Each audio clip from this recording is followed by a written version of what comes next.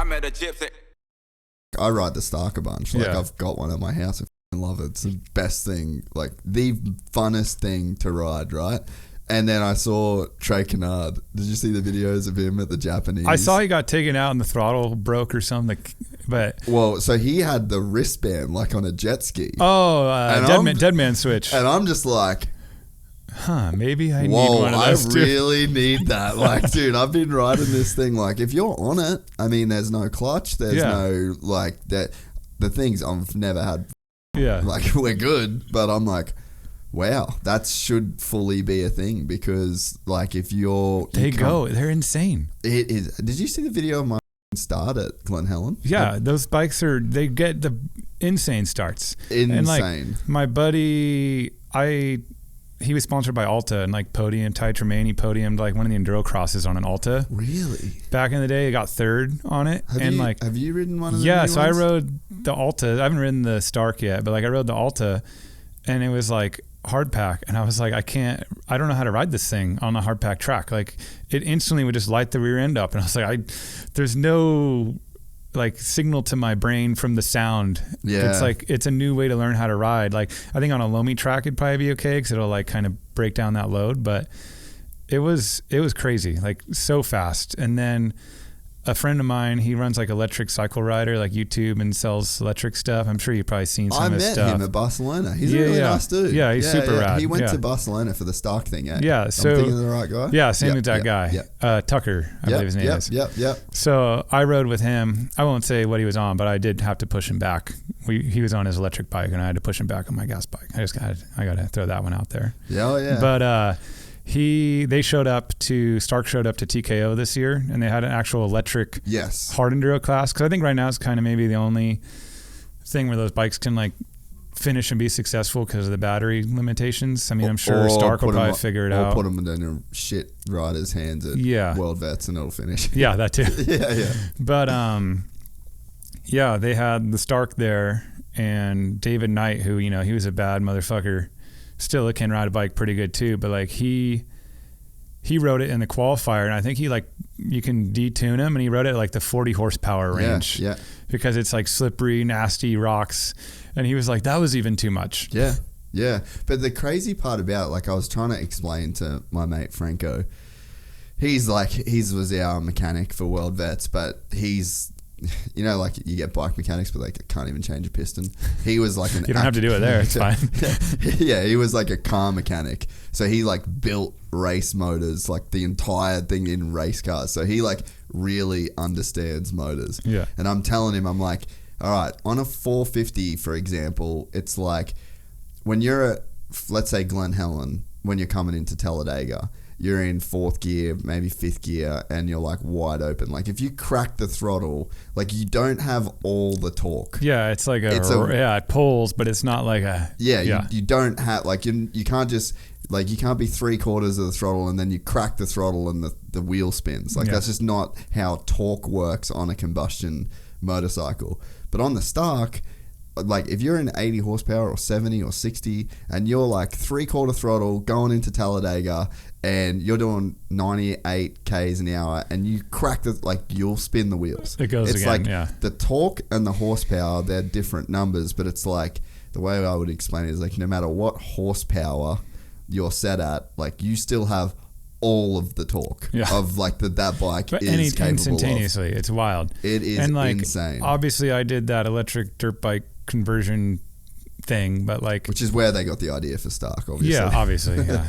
I'm still waiting for my royalties. But like what I learned from that, and then obviously riding some of the other ones since then, is like the motor is not the issue on these bikes. Like the motor is... You could make them so much faster. It's messed up. Yeah. And like the programmability and what you can do with mapping, like it shits on anything you can do on a normal internal combustion engine. Like the limitations are endless, or like you can't, it's just endless. You can do anything with that motor. You can make it for a little kid, or you can make it for someone who can't even ride the thing.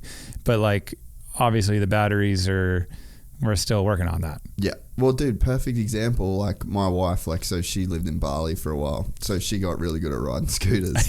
And so she was like riding scooters around forever. And then I put her, when she moved to Oz, I was like, all right, let's go ride. And she's like, I want to ride to 350. She's like 5'11", so I'm not really going to put her on a pit bike kind of thing. It'd be like worse than trying to put her on a big bike. So all scrunched up with her knees all high. She's like, I'm just not into it. So I put her on my 350 and I'm like trying to teach her the whole kind of thing. And the whole time she's just like it's very, like there's so much more going on, right? The day I got the Stark, I just tuned it down to like maybe 20 horsepower.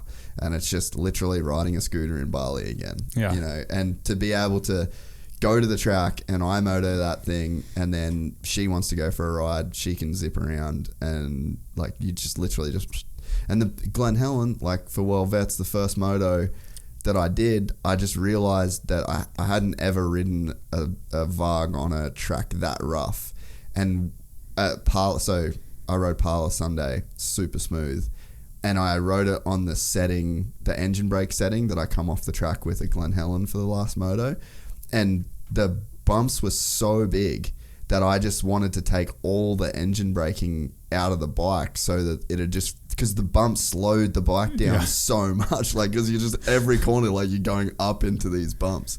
And then just that programmability of being able to, and I'm on the track doing my first lap of Parla and I'm like, I'll give it a little bit more. I'm like, I still kind of want more, because you can actually like chop the throttle and turn off basically the engine brake and you don't really have to touch the brakes. But yeah, just the little finger slide of while you're on the track, it takes 2 seconds. It's just like... Does it have like regenerative braking too? Yeah. Which probably isn't that much, but it wouldn't maybe a little bit. It wouldn't be fuck all. Like I don't think it makes too much of a difference. It's just for marketing purposes. Yeah, but the actual effect of the engine braking on the bike is like super dramatic. And I back-to-backed a 450, like a 2024 Husky 450. That like literally same moto. My buddy was riding the Stark, I rode the 450, and then I got on that. Oh no, I went Stark to 450, and I was just like, what the fuck? Like this is not okay. Like just how much engine braking and how bound up the motor felt on the like a combustion bike. It's just insane the difference. And I think once the tech kind of catches up, because obviously it will. Yeah, it will. I mean, I'm like, basically right now I'm super old school. I've just decided to stick to the 2-stroke year round now. You don't even go to the 4-stroke. Yeah, you don't. But like, I get on the 4-stroke now and I'm like, it's like I got Jake brakes. Like I can't. It's hard for me to ride that thing. Yeah. Whereas like I can see on what you're saying with the Stark, like you start on that and you're like zipping around and like probably just. You can almost come into corners faster maybe, I don't know, but like then you get on some of the engine braking, you go to let off and you're like, whoa, I actually could have been kept going here because I didn't expect the bike to slow down so much. Well, that happened to me. So I ripped that start at Glen Helen and then I come into the first corner. I've never hit that corner from the inside, like where I started, because I just have only ever practiced there. You swooping outside, so I was like lined up. I had the shitty gate pick, and then I was like, well, McGrath started here, so I just like pulled in. He went first, then there was another gate, then there was ours. So I was like, I'm just gonna go on MC's gate. But yeah, I was fucking like 4 bike lengths in front of everybody, and then I slammed on the brakes, but I had so much regen, like engine braking, the bike just fucking almost stopped, dude. And as soon as I hit the brakes, I was like, no, like you just fucked up the gnarliest best start of your life. But yeah, it was that. I just had way too much engine braking, and then going out there with how rough it was, the bike was just, I had to be on the throttle almost the whole way around the track. Because but you have the ability though to like understand, like say the pros race their first practice, they're like, oh, this is not what I need right now. I need to back this off. Yeah. So like you have that ability, whereas like we did a ton of mapping testing. I rode the Sherco 4-stroke for enduro-cross, and it was like the 300. Yeah, France was like mailing us maps to upload and like the time zone, and it just didn't make a lot of sense. Thing. Yeah. You know what I mean? So like we get like 4 maps the next day, and they're like, this is one with less engine braking, and I'd go to put it in, and it would be like, you would go and you'd let off the gas, but it would just be like a high hanging idle, and then it would be like, no. And I'm like, this is this isn't, what are you guys talking this about? isn't engine braking. Yeah, this is like, you're just keeping the gas on a little bit. Yeah. Dude, you know, have you ever worked with Jamie at Twisted Development? We did just briefly, but didn't really get the results. Yeah. Well, it was like, he's so busy with everything else. And it was like a side project. Yeah. Yeah. So like, they threw a Get on and did some motor work, but it was on the Sherco 450, so I didn't actually... You didn't end up riding that one anyway. Well, so he did... It's funny. I actually haven't spoken to him since. I need to call him and tell him, but he did a map for me and my 350, and he's like, try this. It's like kind of a novelty map, where it's like, he basically made my 350 have no engine braking. Yeah. It was crazy. Which is what I think... I'm so used to the two-stroke. Yeah. Where like, you would love it, man. Like, so I practiced with it at Glen Helen. It was like the Thursday or the Tuesday before the race. And then he's like, if you just click the switch, it'd be like basically max power, max torque. Like, that's our sick map for the bike. He's like, but if you want a really cool, fun map, like, you should definitely try this. And I could not believe the difference. And he's like, what'd you think of it? And I'm like, man, I wouldn't run that. Like, that's too much. But then... after riding the Stark, when shit got really rough and knowing how much I went from like what 65% or whatever to like 20. Like, it was that big of a jump to get the bike to roll. I was like, dude, that's actually insane. And I ended up racing the 350 in a couple of the motos because just the battery charging. Like, I was race 12, 15, and 17, and they were 20-minute motos. So they were like, get off the track, go back, get some water, put some fuel in for the bike, or put some charge in it, go back. So anyway, I ended up having to do 2 motos on the 350, and I was just like, thank God for that, like that engine braking. With your mean map. Yeah, but because I then going back to Parlour, I was just like, this is such a crazy, weird advantage to where you can just fully set your bike to like, this is what I'm feeling, this is what the track condition calls for, I really want to roll, or I need some extra help stopping. And the crazy thing is, on the Stark, so I was I probably cheated too, by the way. Like, I just don't even know if I was allowed to ride that bike. No one said anything. But everyone seemed pumped.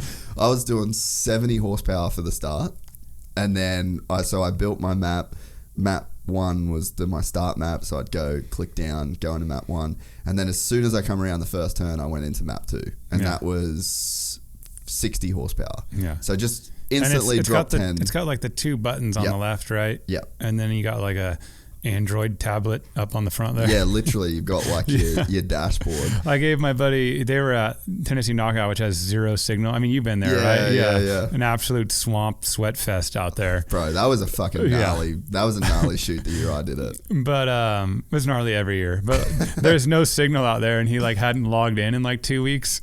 So he couldn't, I'm like, let's see this thing, dude. I want to ride this, like, not ride it, but like, I want to start this thing up and like, hear it spin. Like, I haven't seen one yet. It was all exciting. And we turned it on, and he like couldn't log in, like type his email. I'm like, dude, what are you doing? It's a dirt bike, bro. Yeah. I had the same But I was shit. like, what do you do? Like, so you run out of battery, you plug in the nearest charging station on your maps. Like, I was just talking bad shit. Yeah. But he ended up, like, people had Wi-Fi out there, so he got logged in, and then it was fine. But I think it like auto logged out after like 2 weeks or something like that. It happened to me at Parlour the other day. I just stupidly said yes to an update while I was at the track. Just waiting to ride.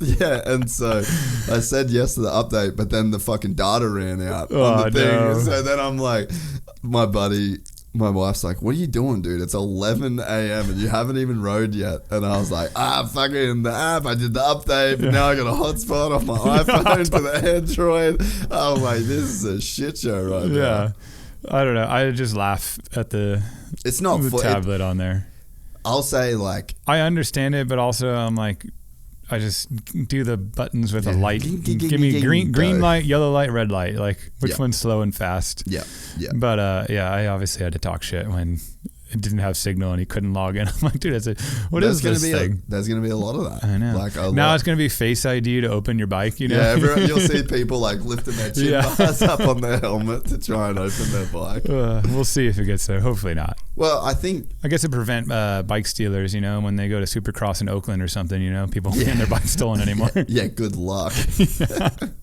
But I will say, they'll be hacking them. The bike, I'll say like handles is good. It's like better to ride. Yeah, I'd it's say got great easier. components, and like Yeah. you look at the build quality, and like I was trying to like seeing it best as I could, and like it's got like a legit like from the trials bikes like a mini radiator and fan underneath there, so it's like water cooled. Like Yeah. it seems like they put their homework into it. Yeah, and the thing is, that's version 1. Yeah.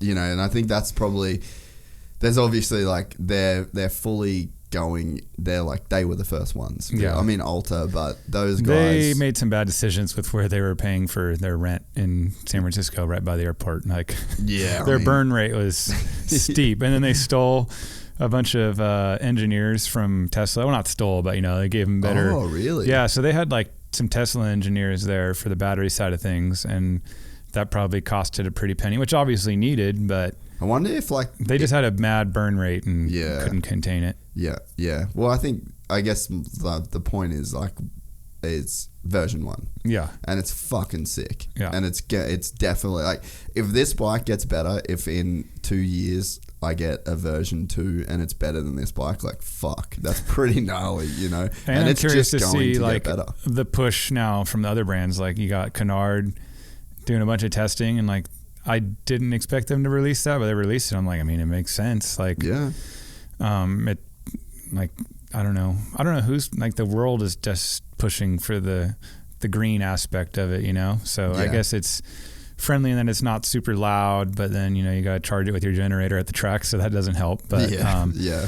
like Yamaha, I know they have like an electric trials bike that's pretty sick. Okay. And then I rode EM Electric Motion.